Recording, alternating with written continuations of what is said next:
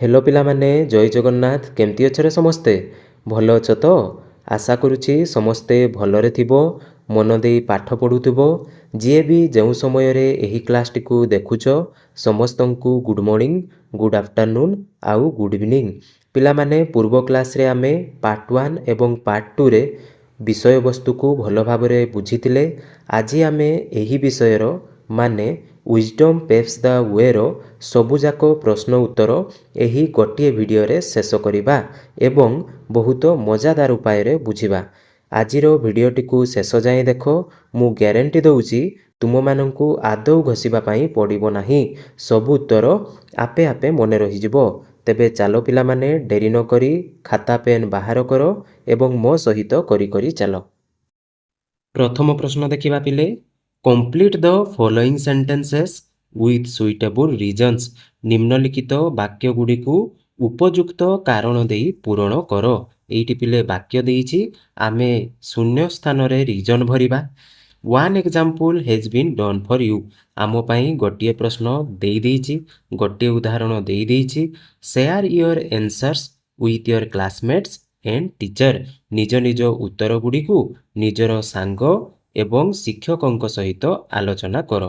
प्रथमे कोन कहिला देखो पिले Shivdatt said I believe it has been over a week perhaps even longer पिला माने शिवदत्त कहिला मोर मने हुए गोटिए सप्ताहरु अधिक समय होई गलानी किंबा ता ठारू अधिक होई गलानी कारण it had been a long time since they left the village से माने जेते दिन हेलानी गाँ छाड़ी की आसीछंती बहुत दिन हेलानी तेणु तांकु लागुची जे सप्ताहे किंबा सप्ताहेरु अधिक हेलानी।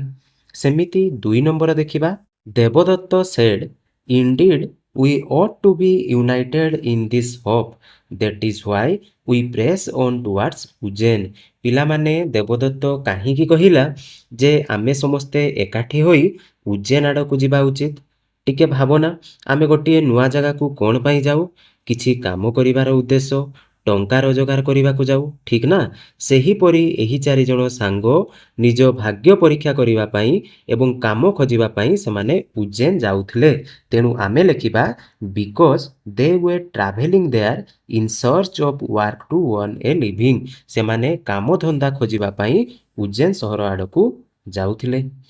3 नंबर कहिला Hardatt said look there friends a camel has passed this way the tracks are fresh because अच्छा पिला माने तुमे केबे बाली किंबा कादुओ रे चलीच ना चलिले कौन हुए आमर पाद चिन्ह सेठारे पड़ी जाए जदि पाद चिन्ह पूरा सफा देखा जाउ थाई तार अर्थ केही जणे एबे एबे सेई बाट देई जाईची हरदत्त मध्य सेमिति ऑटोर नुआ पाद चिन्ह देखि जानी पारिला जे ऑटोटी एबे ही सेठारु जाईची तेणु आमे लेखिबा because he saw the clear and recent footprints of a camel on the ground से संगे संगे सही बाट देई जाइथिबा गोटिए ऑटोर पाद चिन्ह देखिला।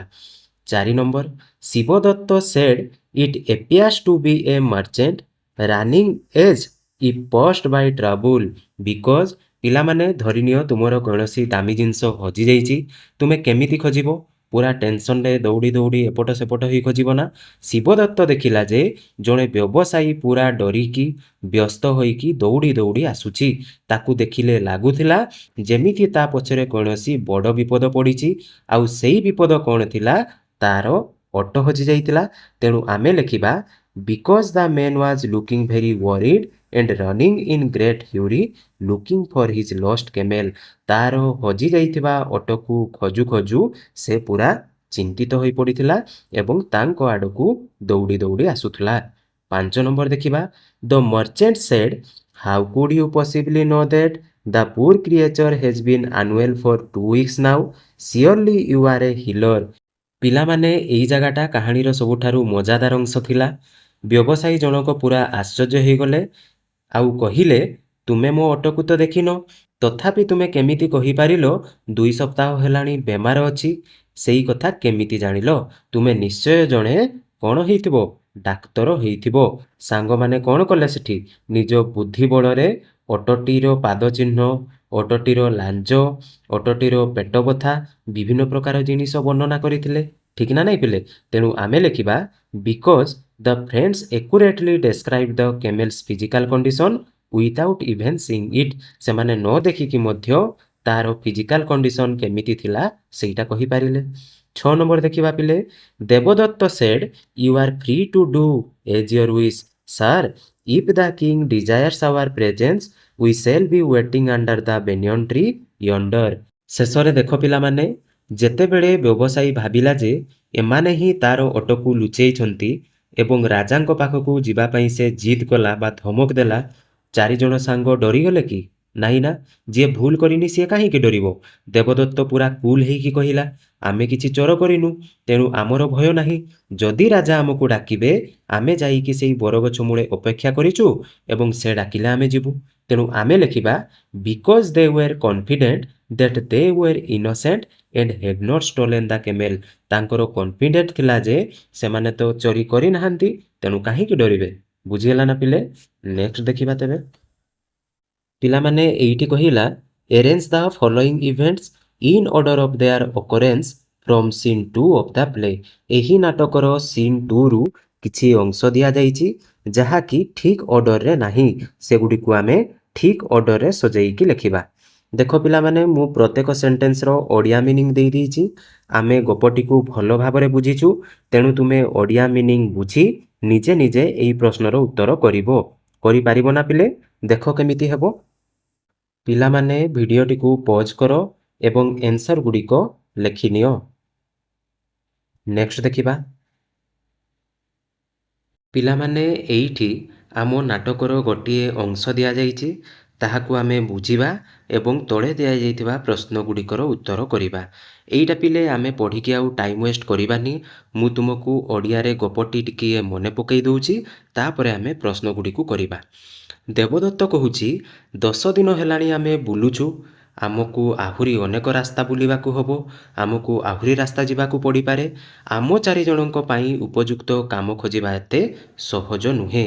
ରାମଦତ୍ତ କହିଲା, ଯଦି ଆମେ କୌଣସି ପ୍ରକାରରେ ଉଜ୍ଜୈନର ରାଜାଙ୍କୁ ଭେଟିପାରନ୍ତେ, ମୋର ବିଶ୍ୱାସ ଅଛି ଯେ ସେ ଆମ ଟ୍ୟାଲେଣ୍ଟ ବା ପ୍ରତିଭାକୁ ଚିହ୍ନି ପାରନ୍ତେ ଏବଂ ଆମକୁ କିଛି ନା କିଛି କାମ ଦେଇଥାନ୍ତେ। ଶିବଦତ୍ତ ମଧ୍ୟ ରାଜି ହେଲା ରାମଦତ୍ତ କଥାରେ। ହରଦତ୍ତ କହିଲା, ରାଜାଙ୍କୁ ଭେଟିବା ଏତେ ସହଜ କାମ ନୁହେଁ, ଆମକୁ ଗୋଟିଏ ପ୍ଲାନ୍ ବା ଷ୍ଟ୍ରାଟେଜି ତିଆରି କରିବା ପାଇଁ ପଡ଼ିବ। ଦେଖିବା ପିଲେ ପ୍ରଶ୍ନ କ'ଣ କହିଲା, identify the false statement from the 2 given below and rectify it. ତଳେ ଦିଆଯାଇଥିବା 2ଟି ବାକ୍ୟ ମଧ୍ୟରୁ କେଉଁଟି ଭୁଲ ଅଛି ଚିହ୍ନଟ କର ଏବଂ ତାକୁ ଠିକ୍ କର। ଏ ନମ୍ବର କହିଲା ପିଲେ, ଦେବଦତ୍ତ believes that finding employment is an easy task. ଦେବଦତ୍ତ ବିଶ୍ୱାସ କରୁଥିଲା ଯେ ବା ଭାବୁଥିଲା ଯେ କାମ ଖୋଜିବା ଗୋଟିଏ ସହଜ ଉପାୟ ବା କାମ ଖୋଜିବା ଗୋଟିଏ ସହଜ କାମ, ଆମେ ଇଜିଲି କାମ ପାଇପାରିବା। ସେମିତି ହେଇଥିଲା କିରେ ପିଲେ? ନାଇଁ ନା। ତେଣୁ ଏଇଟା ହେଉଛି ଭୁଲ। ଦେବଦତ୍ତ ବିଲିଭ୍ସ ଦ୍ୟାଟ୍, କ'ଣ ବିଶ୍ୱାସ କରୁଥିଲା ସିଏ? ଦେବଦତ୍ତ believes that finding employment is not an easy task. ଏଇଠି ହେବ ପିଲେ ନଟ୍ ଏନ୍ ଇଜି ଟାସ୍କ। ବୁଝିପାରିଲ? ଆଉ ବିଟା ତ ଏମିତି ବି ଠିକ୍ ଥିବ। Ramadatta is confident that the king would recognize their talent. Ramadatta confident ଥିଲା ଯେ ରାଜା ନିହାତି ଭାବରେ ତାଙ୍କ ପ୍ରତିଭାକୁ ଚିହ୍ନି ପାରିବେ ଏବଂ କିଛି କାମ ଦେବେ। ଠିକ୍ ନା ନାହିଁ? ନେକ୍ସଟ ଦେଖିବା। What does Ramadatta confidence in gaining the king's recognition tell us about him. ରାଜାଙ୍କର ଶ୍ରଦ୍ଧା ପାଇବା ପାଇଁ ବା ଆଦର ପାଇବା ପାଇଁ, ସମ୍ମାନ ପାଇବା ପାଇଁ ରାମଦତ୍ତର ଯେଉଁ ଆତ୍ମବିଶ୍ୱାସ ଥିଲା, ସେହି ଆତ୍ମବିଶ୍ୱାସରୁ ଆମେ ରାମଦତ୍ତ ବିଷୟରେ କ'ଣ ଜାଣିବାକୁ ପାଉଛୁ? ଆମେ ଲେଖିବା ରାମଦତ୍ତ's confidence tell us that he believes in his own skill and talent and he is optimistic about their success। ପିଲାମାନେ, ରାମଦତ୍ତ ବହୁତ କନଫିଡେଣ୍ଟଲି କହିଥିଲା ଯେ ରାଜା ସେମାନଙ୍କ ପ୍ରତିଭାକୁ ଚିହ୍ନି ନିଶ୍ଚୟ ଭାବରେ କାମଧନ୍ଦା ଦେବେ। ଏଥିରୁ ଆମେ ଜାଣିବାକୁ ପାଉଛୁ ରାମଦତ୍ତ ନିଜ ପ୍ରତିଭା ବା ଟ୍ୟାଲେଣ୍ଟ ଉପରେ ବିଶ୍ୱାସ ରଖୁଥିଲେ ଯେ ନିଜ ଭିତରେ ଯେଉଁ ଟ୍ୟାଲେଣ୍ଟ ଅଛି ସେଇ ଟ୍ୟାଲେଣ୍ଟକୁ ଦିନେ ନା ଦିନେ ନିହାତି ଜଣେ ଚିହ୍ନି ପାରିବେ ଏବଂ ଉପଯୁକ୍ତ ସ୍ଥାନ ଦେବେ। Complete the sentence given below with the correct option from those given. ତଳେ ଦିଆଯାଇଥିବା ଅପସନ୍ ଗୁଡ଼ିକୁ ବୁଝିବା ଏବଂ ଶୂନ୍ୟ ସ୍ଥାନ ପୂରଣ କରିବା। In the line, that's why we press on towards Ujjain, the phrase press on refers to ପିଲାମାନେ ଏଇଠି ଯେଉଁ press on phrase ବ୍ୟବହାର କରାଯାଇଛି ତାହାର ଅର୍ଥ କ'ଣ? ଅପସନ୍ ଏ ଦେଖିବା, ୱାକିଂ ୱିଥ୍ ହେଭି ଷ୍ଟେପ୍ସ, ଗମ୍ଭୀର ପାଦରେ ଚାଲିବା, ମୁଭିଂ ଫରୱାର୍ଡ଼ ୱିଥ୍ ଡିଟରମିନେସନ୍, ଦୃଢ଼ ସଂକଳ୍ପର ସହ ଆଗକୁ ବଢ଼ିବା, slowing down frequently for rest, ବାରମ୍ବାର ବିଶ୍ରାମ ପାଇଁ ଧୀର ହୋଇଯିବା, ଏବଂ stopping briefly to save time, ସମୟ ବଞ୍ଚାଇବା ପାଇଁ ଟିକିଏ ରହିଯିବା। ପ୍ରେସ୍ ଅନ୍ ମାନେ ପିଲେ ମୁଭିଂ ଫରୱାର୍ଡ଼ ୱିଥ୍ ଡିଟରମିନେସନ୍ ମାନେ ଦୃଢ଼ ସଂକଳ୍ପର ସହ ଆଗକୁ ବଢ଼ିବା। ଏବେ ଆମେ ବୁଝିବା ପ୍ରେସ୍ ଅନ୍ର ପ୍ରକୃତ ମାନେ କ'ଣ? ପ୍ରେସ୍ ଅନ୍ ହେଉଛି ଗୋଟିଏ ଫ୍ରେଜ୍ ଯାହାର ମାନେ ହେଉଛି ଯେତେ ବାଧାବିଘ୍ନ ଆସିଲେ ବି ଆଗକୁ ବଢ଼ି ଚାଲିବା। ସେମାନେ କ'ଣ କଲେ? ଉଜ୍ଜୟିନୀ ଆଡ଼କୁ ଦୃଢ଼ ମନୋବଳ ନେଇ ଆଗେଇ ଚାଲିଥିଲେ। ତେଣୁ ଅପସନ୍ ବି ହେଇଗଲା ରାଇଟ୍ ଆନ୍ସର୍। ନେକ୍ସଟ ଦେଖିବା ପିଲେ, Hardatta says we need to devise a strategy. What can be inferred about ହରଦତ୍ତ's character from his statement? Hardatta କହିଲେ ଆମକୁ ଗୋଟିଏ ଯୋଜନା, ପ୍ଲାନ୍ ବା ଷ୍ଟ୍ରାଟେଜି ବନାଇବାକୁ ପଡ଼ିବ। ଏହି ବାକ୍ୟରୁ ହରଦତ୍ତଙ୍କ ଚରିତ୍ର ବା ସ୍ୱଭାବ ବିଷୟରେ କ'ଣ ଅନୁମାନ କରାଯାଇପାରେ? ଅପସନ୍ ଗୁଡ଼ିକୁ ଦେଖିବା, he is doubtful of their abilities and wants to give up, ସେ ନିଜ ନିଜର ଦକ୍ଷତା ଉପରେ ସନ୍ଦେହ କରୁଛନ୍ତି ଏବଂ ଚେଷ୍ଟା ଛାଡ଼ିଦେବାକୁ ଚାହୁଁଛନ୍ତି ବା ଚେଷ୍ଟା କରିବାକୁ ଚାହୁଁନାହାନ୍ତି। ଅପସନ୍ ବି କହିଲା, he is eager to rush into the palace without preparation, ସେ ବିନା ପ୍ରସ୍ତୁତିରେ ରାଜପ୍ରସାଦକୁ ଦୌଡ଼ି ଯିବା ପାଇଁ ଚାହୁଁଛନ୍ତି। ଅପସନ୍ ସି କହିଲା, ହି ଇଜ୍ କଟିୟସ୍ ଏଣ୍ଡ ଥଟ୍ଫୁଲ୍, ପିଲାମାନେ କଟିୟସ୍ ୱାର୍ଡ଼ଟା ବହିରେ ଥିଲା ନା, and thoughtful preferring to plan ahead, ସେ ସାବଧାନ ଓ ଚିନ୍ତାଶୀଳ ହୋଇ ଯୋଜନା କରିବାକୁ ପସନ୍ଦ କରୁଛନ୍ତି। Option D, he relies on others to make decisions for the group, ସେ ଦଳ ପାଇଁ ନିଷ୍ପତ୍ତି ନେବାକୁ ଅନ୍ୟମାନଙ୍କ ଉପରେ ନିର୍ଭର କରୁଛନ୍ତି। ସେମାନେ ଗୋଟିଏ ଟିମ୍ ଥିଲେ, ତେଣୁ ସେ ପଚାରୁଛନ୍ତି ସମସ୍ତଙ୍କୁ ତୁମେମାନେ ସବୁ କ'ଣ କହୁଛ? ତେବେ ସଠିକ୍ ଆନ୍ସର୍ କେଉଁଟା ହେବ ପିଲେ? ଅପସନ୍ ସି ହେଇଯିବ ରାଇଟ୍ ଆନ୍ସର୍। କାରଣ କ'ଣ ପିଲେ? ହରଦତ୍ତ କହିଥିଲେ ଯେ ରାଜାଙ୍କୁ ଭେଟିବା ଏତେ ସହଜ ନୁହେଁ, ସେଥିପାଇଁ ଆମକୁ ଗୋଟିଏ ପ୍ଲାନ୍ ବା ଷ୍ଟ୍ରାଟେଜି ତିଆରି କରିବାକୁ ପଡ଼ିବ।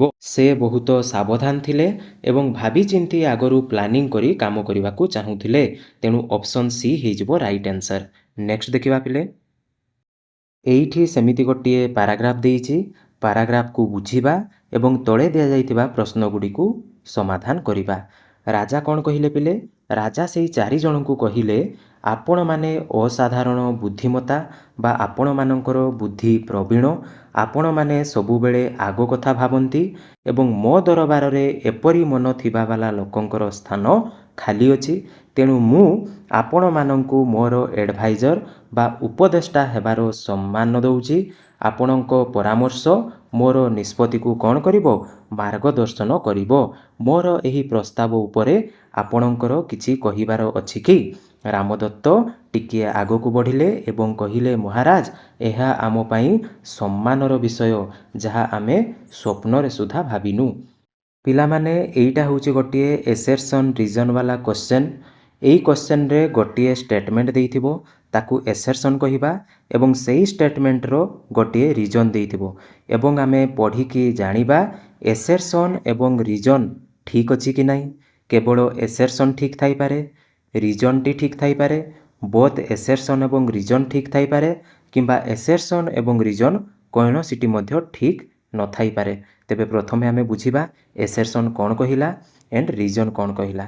ଏସେର୍ସନ୍ କହୁଛି the merchant left the court feeling humbled and ashamed, ସେଇ ଯେଉଁ ମାର୍ଚେଣ୍ଟ ବା ବ୍ୟବସାୟୀ ଜଣକ ନମ୍ର ଏବଂ ଲଜ୍ଜିତ ଅନୁଭବ କରି ଦରବାର ଛାଡ଼ି ଚାଲିଗଲେ।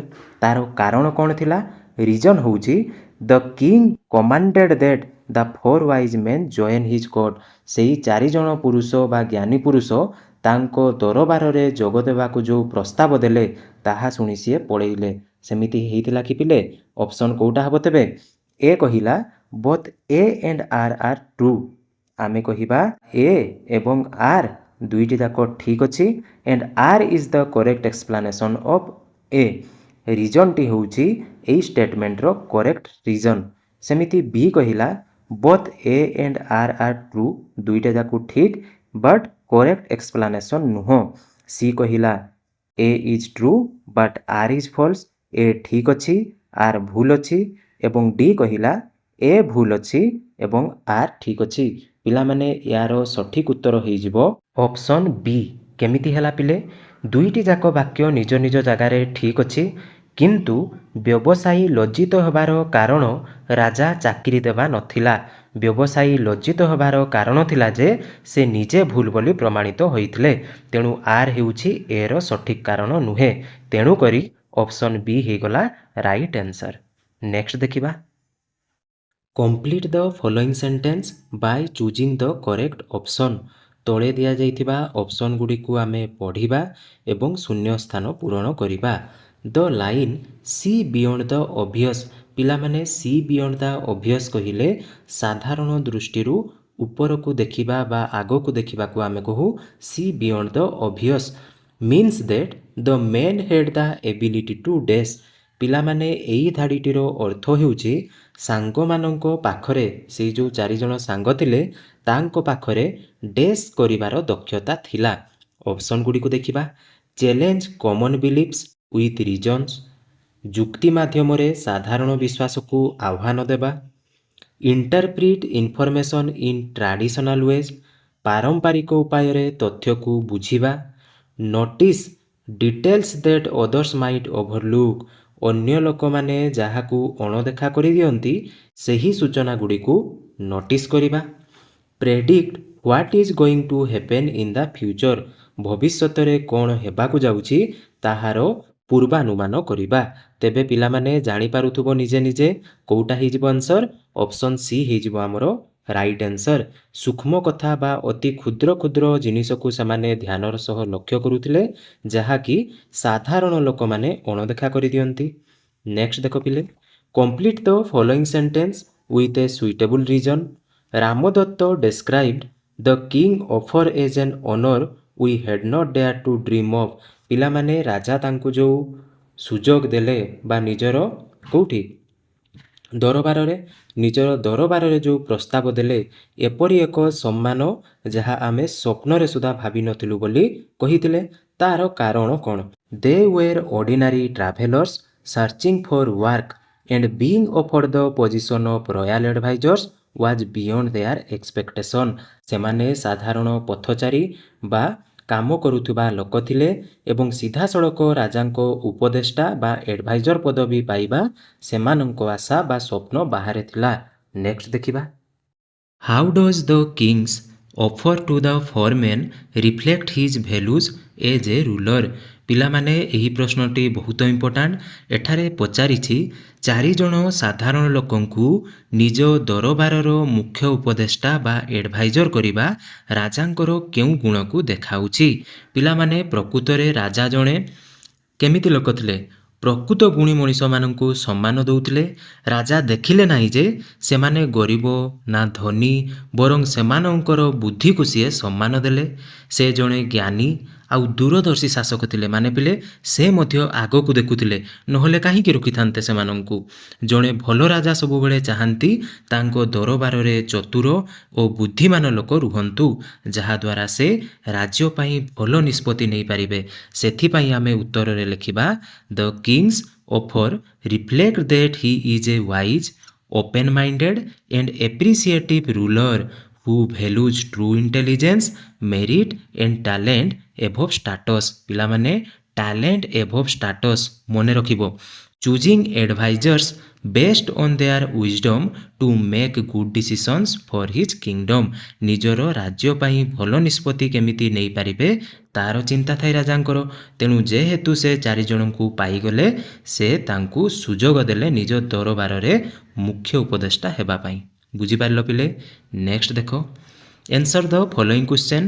What does the dusty road leading to Ujjain tell us about the challenges of the young men journey. ପିଲାମାନେ ଏଇଠି ପଚାରିଛି ଉଜ୍ଜୟନକୁ ଯାଇଥିବା ଯେଉଁ ଧୂଳିଆ ରାସ୍ତା ଥିଲା, ଧୂଳିମଳି ରାସ୍ତା ଥିଲା, ସେଇ ଯୁବକମାନଙ୍କର ଯାତ୍ରାର କଷ୍ଟ ବିଷୟରେ କ'ଣ ସୂଚାଉଛି? ପିଲାମାନେ ଧରିନିଅ ତୁମେ ଗ୍ରୀଷ୍ମ ଦିନେ ଖରାରେ ଧୂଳିଆ ରାସ୍ତାରେ ବହୁତ ଦୂର ଚାଲି ଚାଲି ଯାଉଛ। କେମିତି ଲାଗିବ? ବହୁତ ଶୋଷ ହେବ, ଶରୀର ଥକିଯିବ, ନା କ'ଣ କହୁଛ? ସେଇଭଳି ଡଷ୍ଟି ରୋଡ଼ରୁ ଜଣାପଡ଼ୁଛି ଯେ ଉଜ୍ଜୟନ ଯିବା ସମୟରେ ବା ଉଜ୍ଜୈନ ଯିବା ସେମାନଙ୍କ ପାଇଁ ଏତେ ସହଜ ନଥିଲା, ବହୁତ କଷ୍ଟ ଥିଲା। ତେଣୁ ଆମେ ଲେଖିବା the dusty road indicates that their journey was long and tiring. ତାଙ୍କର ଜର୍ଣ୍ଣି ବା ତାଙ୍କର ଯାତ୍ରା ବହୁତ ଲମ୍ବା ଏବଂ କ୍ଳାନ୍ତିକର ଥିଲା, ଥକାପଣ ଥିଲା। ତାମାନେ ସେମାନେ ପୁରା ଥକି ଯାଇଥିଲେ। They walked many days in heat and dust. ସେମାନେ ଖରା ଆଉ ଧୂଳି ମଧ୍ୟରେ ବହୁତ ଦିନ ଚାଲିଲେ। Which made the trip difficult and uncomfortable. ଯାହାକି ତାଙ୍କର ଯାତ୍ରାକୁ କଷ୍ଟକର କରିଥିଲା। ଠିକ୍ ନା ନାଇଁ ପିଲେ? ବୁଝି ହେଉଛି ତ? ନେକ୍ସଟ ଦେଖିବା ତେବେ। Why did the merchant become suspicious of the four men? What does this tell us about him? ଏଇଟା କହିଲା ପିଲେ ବ୍ୟବସାୟୀ ଜଣକ ଚାରିଜଣ ଯୁବକଙ୍କ ଉପରେ କାହିଁକି ସନ୍ଦେହ କଲେ? ଏହା ତାଙ୍କ ବିଷୟରେ କ'ଣ ଦର୍ଶାଉଛି? ଆମେ କ'ଣ ଲେଖିବା ପିଲେ? ଆଚ୍ଛା ପିଲାମାନେ କହିଲ ଦେଖିବା। ବ୍ୟବସାୟୀ ଜଣକ ଭାବିଲେ, ଆରେ ଏମାନେ ମୋ ଅଟୋକୁ ତ ଦେଖି ନାହାନ୍ତି, ଅଥଚ ତାର ଆଖି, ଗୋଡ଼ ଆଉ ତାର ଯେଉଁ ପେଟ ବଥା ହେଉଥିଲା ତା ବିଷୟରେ କେମିତି ସଠିକ୍ କହିଦେଉଛନ୍ତି? ନିଶ୍ଚିତ ଏମାନେ ମୋ ଅଟୋକୁ ଚୋରି କରି ଲୁଚେଇଛନ୍ତି। ଏଥିରୁ ବ୍ୟବସାୟୀଙ୍କର କେଉଁ ସ୍ୱଭାବ ଜଣାପଡ଼ୁଛି? ସେ ବିନା ଭାବିଚିନ୍ତି ଅନ୍ୟକୁ ସନ୍ଦେହ କରିବାରେ ଆଗୁଆ ଥିଲେ। ପିଲାମାନେ ତମ ଭିତରେ କେହି ଏମିତି ଅଛ କି? ନା ପିଲେ, ଏମିତି ଗୁଣ ନିଜ ଭିତରେ କେବେ ବି ରଖିବନି। ତେବେ ଆମେ କ'ଣ ଲେଖିବା? ଆମେ ଲେଖିବା the merchant become suspicious because the men describe the camel's condition without having seen it. ବ୍ୟବସାୟୀ ଜଣକ ସନ୍ଦେହ କଲେ କାରଣ ସେହି ଯୁବକମାନେ ଅଟୋକୁ ନ ଦେଖି ମଧ୍ୟ ତାର ସମ୍ପୂର୍ଣ୍ଣ ଫିଜିକାଲ କଣ୍ଡିସନ୍ ବା ଅବସ୍ଥାକୁ ବର୍ଣ୍ଣନା କରିଦେଇଥିଲେ। This shows he is quick to doubt and jump to conclusion when he faced with an explanation he cannot immediately understand। ଅଟୋକୁ ନ ଦେଖି ମଧ୍ୟ ସେମାନେ ପୁରା ସମ୍ପୂର୍ଣ୍ଣ ବର୍ଣ୍ଣନା କରିଦେଇଥିଲେ। ଏଥିରୁ ଜଣାପଡ଼େ ଯେ ସେ କୌଣସି କଥା ସହଜରେ ନ ବୁଝିପାରିଲେ ତୁରନ୍ତ ଡାଉଟ୍ କରନ୍ତି, ବହୁତ ଶୀଘ୍ର ଡାଉଟ୍ କରିଦିଅନ୍ତି ଏବଂ ସିଧାସଳଖ ଲାଷ୍ଟ କଣ୍ଡିସନ୍ ବା ଲାଷ୍ଟ ନିଷ୍ପତ୍ତିରେ ପହଞ୍ଚି ଯାଆନ୍ତି। ଏଇଥିରୁ ଜଣାପଡ଼ୁଛି ସେଇ ବ୍ୟବସାୟୀ ଜଣଙ୍କର ସ୍ୱଭାବ କିପରି ଥିଲା। ନେକ୍ସଟ ଦେଖିବା। How do the four young men's observations about the camel serve as a turning point in the play. ଅଟୋ ବିଷୟରେ ଚାରିଜଣ ଯୁବକଙ୍କ ଅନୁଧ୍ୟାନ ବା ନିରୀକ୍ଷଣ କିପରି ଏହି ନାଟକରେ ଗୋଟିଏ ମୁଖ୍ୟ ଟର୍ଣ୍ଣିଂ ପଏଣ୍ଟ ବା ମୋଡ଼ ଆଣିଦେଇଥିଲା। ପିଲାମାନେ ଟର୍ଣ୍ଣିଂ ପଏଣ୍ଟ ମାନେ କ'ଣ?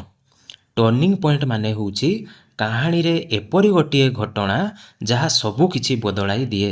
ସେମାନେ କୋର୍ଟକୁ ସେଇ ଯେଉଁ ଦରବାର ଥିଲା ଅଭିଯୁକ୍ତ ବା ଚୋର ଭାବେ ଆସିଥିଲେ, କିନ୍ତୁ ନିଜ ବୁଦ୍ଧି ବଳରେ ରାଜାଙ୍କ ମୁଖ୍ୟ ଉପଦେଷ୍ଟା ବା ଏଡ଼ଭାଇଜର ସାଜିଗଲେ। ଏହି ଅନୁଧ୍ୟାନ ଯୋଗୁଁ ହିଁ ସେମାନଙ୍କ ଦୁଃଖ ଦିନ ଶେଷ ହେଲା ଆଉ ତାଙ୍କ ଭାଗ୍ୟ ବଦଳିଗଲା। ତେଣୁ ଆମେ ଲେଖିବା their clear and logical observations proved their intelligence to the king. Instead of being punished, they were praised and given an important chance to serve the king, which changes their fortune। ସେମାନଙ୍କର ସ୍ପଷ୍ଟ ଏବଂ ଯୁକ୍ତିଯୁକ୍ତ ଅନୁଧ୍ୟାନ ରାଜାଙ୍କ ଆଗରେ ସେମାନଙ୍କ ବୁଦ୍ଧିମତାକୁ ପ୍ରମାଣିତ କଲା। ଦଣ୍ଡ ପାଇବା ବଦଳରେ ସେମାନେ ପ୍ରଶଂସାର ପାତ୍ର ହେଲେ ଏବଂ ରାଜାଙ୍କ ସେବା କରିବାରେ ଗୋଟିଏ ବଡ଼ ସୁଯୋଗ ପାଇଲେ, ଯାହା ସେମାନଙ୍କର ଫର୍ଚ୍ୟୁନ୍ ବା ଭାଗ୍ୟକୁ ବଦଳାଇ ଦେଇଥିଲା। ବୁଝିପାରୁଛ ନା ପିଲାମାନେ? ଯଦି ଭିଡ଼ିଓଟି ପସନ୍ଦ ଆସୁଛି ନିହାତି ଭାବରେ ଲାଇକ୍, କମେଣ୍ଟ ଏବଂ ନିଜ ସାଙ୍ଗମାନଙ୍କ ସହିତ ସେୟାର କରିଦିଅ ଏବଂ ନୂଆ କରି ଯଦି ଚ୍ୟାନେଲକୁ ଆସିଛ ଏବେ ହିଁ ସବସ୍କ୍ରାଇବ୍ କରିଦିଅ। କରିବ ନା ପିଲେ? ଠିକ୍ ଅଛି, ନେକ୍ସଟ ଦେଖିବା। Why did the king believe the four young men and not the merchant? ପିଲାମାନେ ରାଜା କାହିଁକି ସେଇ ଚାରିଜଣ ଯୁବକଙ୍କୁ ବିଶ୍ୱାସ କଲେ ଏବଂ ସେଇ ବ୍ୟବସାୟୀ ଜଣକଙ୍କୁ ବିଶ୍ୱାସ କଲେ ନାହିଁ? ରାଜା ଜଣେ ଚତୁର ଶାସକ ଥିଲେ। ସେ ଦେଖିଲେ ଯେ ସେଇ ଚାରିଜଣ ସାଙ୍ଗ ପ୍ରତିଟି କଥାରେ ଲଜିକାଲ ରିଜନ୍ ଦେଉଛନ୍ତି। ଯେମିତି ଗଛର ଗୋଟିଏ ପାଖ ପତ୍ର ଖିଆ ହୋଇଛି ଏବଂ ଅଟୋଟି ଗୋଟିଏ ଆଖି ଦେଖିପାରୁନି, କିନ୍ତୁ ବ୍ୟବସାୟୀ ପାଖରେ ଚୋରିର କୌଣସି ପ୍ରୁଫ୍ ନଥିଲା ବା ପ୍ରମାଣ ନଥିଲା। ସେଥିପାଇଁ ରାଜା ଯୁବକମାନଙ୍କ କଥା ବିଶ୍ୱାସ କଲେ। ଆଉ ତେଣୁ ଆମେ ଲେଖିବା the king believe the men because they explain their observation step by step and gave sensible reason for each detail. ପିଲାମାନେ ରାଜା ସେଇ ଯୁବକଙ୍କୁ ବିଶ୍ୱାସ କଲେ କାରଣ ସେମାନେ ନିଜ ଅନୁଧ୍ୟାନକୁ ଷ୍ଟେପ୍ ବାଇ ଷ୍ଟେପ୍ ବୁଝାଇଲେ ଏବଂ ପ୍ରତିଟି ସୂଚନା ପାଇଁ ଯୁକ୍ତିଯୁକ୍ତ କାରଣ ଦେଲେ, ପ୍ରୁଫ୍ ସହିତ ଦେଲେ। Their explanations were logical while the merchant accusation had no supporting proof. ସେମାନଙ୍କର ଯେଉଁ ବର୍ଣ୍ଣନା ତର୍କପୂର୍ଣ୍ଣ ଥିଲା, ସେମାନେ ପ୍ରୁଫ୍ ସହ ଦେଲେ, ଯାହାକି ବ୍ୟବସାୟୀ ପକ୍ଷରେ ନଥିଲା। ବ୍ୟବସାୟୀଟି କୌଣସି ସାପୋର୍ଟିଂ ପ୍ରୁଫ୍ ବା ପ୍ରମାଣ ଦେଇନଥିଲା। ସେ କେବଳ କହୁଥିଲା ଏମାନେ ଯେହେତୁ କହୁଛନ୍ତି ଅଟୋଟିର ଫିଜିକାଲ କଣ୍ଡିସନ୍ ଠିକ୍ ଭାବରେ ବର୍ଣ୍ଣନା କଲେ, ତେଣୁ ଏମାନେ ହିଁ ଚୋର ହେଇଥିବେ, କିନ୍ତୁ ସେଇଟା ଭୁଲ ଥିଲା। ବୁଝିପାରୁଛ ନା ପିଲେ? 5 ନମ୍ବର ଦେଖ, how does the capability of the 4 young men make them suitable to become advisers. 4 ଜଣ ଯୁବକଙ୍କର ଦକ୍ଷତା କିପରି ସେମାନଙ୍କୁ ରାଜାଙ୍କର ଉପଦେଷ୍ଟା ବା ଏଡଭାଇଜର ହେବା ପାଇଁ ଯୋଗ୍ୟ କରାଇଲା। ପିଲାମାନେ, ଜଣେ ଭଲ ଏଡଭାଇଜର ବା ଉପଦେଷ୍ଟା ହେବା ପାଇଁ କ'ଣ ଦରକାର? ସମସ୍ୟାକୁ ଟିକିନିଖି ଦେଖିବା, ଭାବିଚିନ୍ତି ନିଷ୍ପତ୍ତି ନେବା, ସହଜରେ କିଛି ଗୋଟିଏ ଜିନିଷ ଏକ୍ସପ୍ଲାନେସନ୍ ଦେବା ବା ବୁଝାଇବା। ଏହି 3ଟି ଯାକ ଯଦି ଗୁଣ ସେଇ ଯୁବକଙ୍କ ପାଖରେ ଥିଲା ନା ପିଲେ, ସେଇ ଜିନିଷଟିକୁ ଦେଖି ରାଜା ତାଙ୍କ ପ୍ରତି ପ୍ରଭାବିତ ହେଲେ ଏବଂ ପରଫେକ୍ଟ ଏଡଭାଇଜର ବା ନିଜର ଦରବାରରେ ପରଫେକ୍ଟ ଏଡଭାଇଜର ହେବେ ବୋଲି ସେ ତାଙ୍କୁ ସୁଯୋଗ ଦେଲେ। ତେଣୁ ଆମେ ଲେଖିବା their skill is careful observation. Sorry ପିଲେ, their skill in careful observation, logical thinking and clear explanation shows they can notice problems, understand them and advise the king sensibly। ପିଲାମାନେ, ସେହି 4 ଜଣ ବ୍ୟକ୍ତିଙ୍କ ପାଖରେ କ'ଣ କ'ଣ ଗୁଣ ଥିଲା?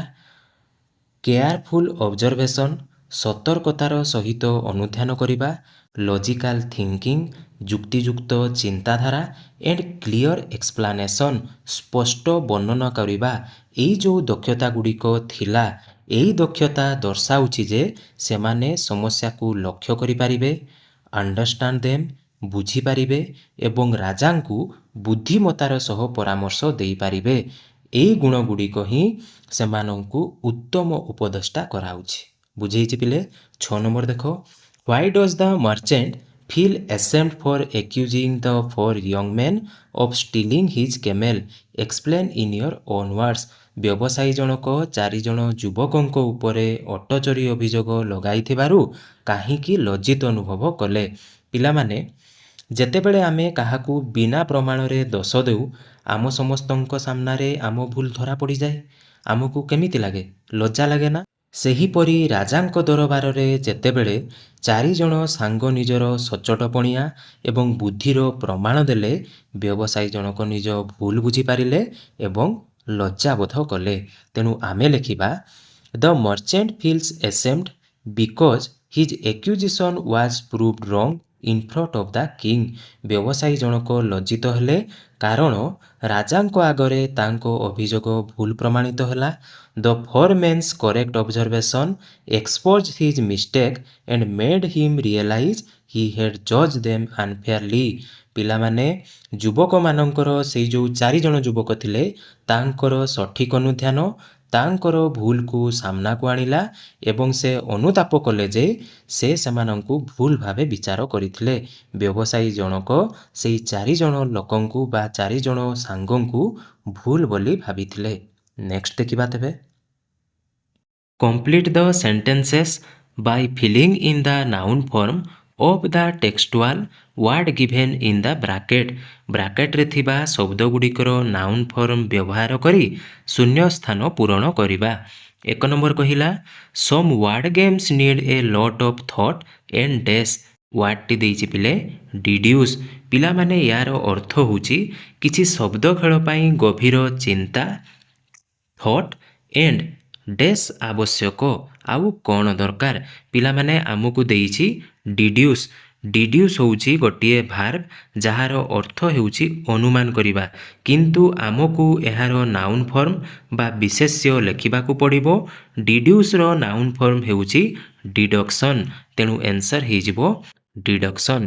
ସେମିତି ପିଲେ 2, 3, 4, 5 ଆମେ ପ୍ରଶ୍ନଗୁଡ଼ିକ ନ ପଢ଼ି ମଧ୍ୟ କରିପାରିବା। କେମିତି? ୱାର୍ଡଟି ଦେଇଛି ଅବଜର୍ଭ, ତେଣୁ ହେଇଯିବ ଅବଜରଭେସନ୍। ସ୍କ୍ରୁଟିନାଇଜ୍, ତେଣୁ ହେବ ସ୍କ୍ରୁଟିନାଇଜେସନ୍।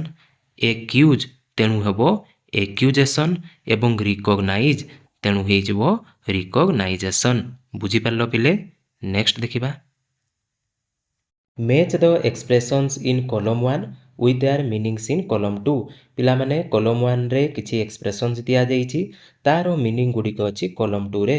ଆମେ ଏବେ ମ୍ୟାଚ୍ କରିବା। 1 ନମ୍ବର କହିଲା ୱିଥ୍ ଅଲ୍ ଆୱାର ହର୍ଟସ୍। ୟାର ଅର୍ଥ ହେଉଛି ପିଲେ ହୃଦୟର ସହିତ ବା ଆନ୍ତରିକତାର ସହିତ। କମ୍ପ୍ଲିଟ୍ ସିନସିଅରିଟି, ଏଇଟା ହେଇଯିବ ପିଲେ ରାଇଟ୍ ଆନ୍ସର। VI ଲେଖିଦେବା। ଟୁ ବି ପ୍ରିସାଇଜ୍। ଟୁ ବି ପ୍ରିସାଇଜ୍ର ଅର୍ଥ ହେଉଛି ସଠିକ୍ ଏବଂ ନିର୍ଭୁଲ, ଏକ୍ଜାକ୍ଟ ଏଣ୍ଡ ଏକୁରେଟ୍। ଆଇ ବି ହେଇଯିବ ଏଇଠି। 3 number gain N audience with. Gain N audience with ମାନେ ପିଲେ ବିଶେଷ କରି କୌଣସି ଗୁରୁତ୍ୱପୂର୍ଣ୍ଣ ବ୍ୟକ୍ତିଙ୍କୁ ସାକ୍ଷାତ କରିବା ବା ସାକ୍ଷାତ କରିବା ପାଇଁ ସୁଯୋଗ ପାଇବା। ତେଣୁ 3 ନମ୍ବରଟା ହେଇଯିବ ପିଲେ ଭି। ଅପସନ୍ ଭି ଅଛି meeting or hearing someone. 4 number catch his breath. Catch his breath ମାନେ ପିଲେ କିଛି ସମୟ ବିଶ୍ରାମ ପାଇଁ ଅଟକି ଯିବା। କିଛି ସମୟ ବିଶ୍ରାମ ପାଇଁ ଅଟକି ଯିବା। To pause or rest for some time. ତେଣୁ ଏଇଟା ହେଇଯିବ V double I. Erupts in applause. Erupts in ଏପ୍ଲୋଜ୍ର ଅର୍ଥ ହେଉଛି ପ୍ରଶଂସା ବା ତାଳି ମାରିବା ଶବ୍ଦରେ ଆମେ କ'ଣ ଉତ୍ସାହିତ କରିବା। ତେଣୁ 5 ନମ୍ବର ହେଇଯିବ ଡବଲ୍ ଆଇ। ଷ୍ଟାର୍ଟ ଚିୟରିଂ ଟୁଗେଦାର। ଏକା ସହିତ ତାଳି ମାରି ଉତ୍ସାହିତ କରିବା। ଗ୍ରାଣ୍ଡ ସ୍କିମ୍ ଅଫ୍ ଥିଙ୍ଗ, ଏଇଟା ହେଇଯିବ ପିଲେ ଭି ତ୍ରିପୁଲ ଆଇ। କ'ଣ ହେବ? V triple I. Overall plan of life in a large context. ତାର ଅର୍ଥ ଜୀବନର ବଡ଼ ଯୋଜନା ବା ବ୍ୟାପକ ଚିନ୍ତାଧାରା କରିବା। ଆମେ ଆମ ଲାଇଫ୍ରେ ଗୋଟିଏ ବଡ଼ ଯୋଜନା, ବଡ଼ ପ୍ଲାନ୍ ବନେଇବା, କିଛି ଗୋଟିଏ ଆଗକୁ ଭାବିବା, ତାକୁ କହିବା grand scheme of things.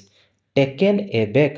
Taken a ବେକ୍ର ଅର୍ଥ ହେଉଛି ପିଲେ ସରପ୍ରାଇଜ୍ ବା ଆଶ୍ଚର୍ଯ୍ୟ ହେଇଯିବା। ଏଇଟା ହେଇଯିବ ଆଇ। ତାପରେ ବାକି ରହିଲା ମୋର୍ ଦେନ୍ ମିଟ୍ସ ଦ ଆଇ।